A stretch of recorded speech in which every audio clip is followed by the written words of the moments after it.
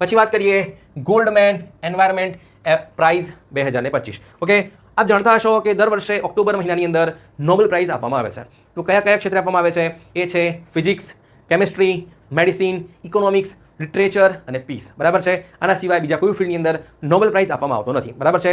હવે વાત કરીએ બીજા ફિલ્ડની અંદર જો નોબેલ પ્રાઇઝ આપવામાં આવતો હોય તો એ કયા છે, એ તમારે જોડકામાં પણ ધ્યાન રાખવાનું છે. ઓકે, શરૂઆત કરીએ પર્યાવરણનો નોબેલ. ઓકે, પૂછાય કે પર્યાવરણ ક્ષેત્રે નોબેલ પ્રાઇઝ ગણાતો એવોર્ડ કયો છે? તો એ છે ટેલર પ્રાઇઝ. કયો છે?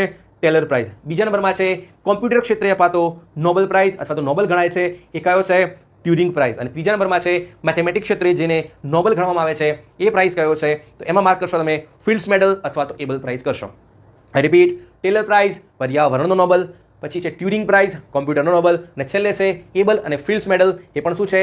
મેથેમેટિક્સનો નોબેલ છે. ઓકે, 2025ની અંદર ત્રણ અપાયા છે, તો ધ્યાન કરી લઈએ. તો જે પર્યાવરણ ક્ષેત્રે જે એવોર્ડ અપાયો છે ટેલર પ્રાઇઝ 2025, એ કોને આપ્યો છે? એ આપ્યો છે સાન્દ્રા અને એજ્યુઆર્ડોને આપ્યો છે. ઓકે, વાત થઈ ગઈ ટેલર પ્રાઇઝની. બરાબર. બીજા નંબરમાં છે ટ્યુરિંગ પ્રાઇઝ એટલે કે કોમ્પ્યુટર ક્ષેત્રે અપાતો નોબેલ. ઓકે, 2025માં કોને અપાયો છે? એ અપાયો છે એન્ડ્રુ બી અને રિચર્ડ એસને અપાયો છે. ક્લિયર છે સુધી? અને ત્રીજા નંબરમાં છે એબલ પ્રાઇઝ, જે મેથેમેટિક્સ નોબેલ ગણવામાં આવે છે, એ આ વર્ષનો કોને આપ્યો છે? એ તમને ડેફિનેટલી પૂછાશે. એ અપાયો છે જાપાનીઝ વ્યક્તિને અપાયો છે. એ છે માસાકી કાશીવારા. કોણ છે? માસાકી કાશીવારા, જે જાપાનના ગણિતજ્ઞ છે. એમને 2025નો એબલ પ્રાઇઝ આપવામાં આવ્યો છે.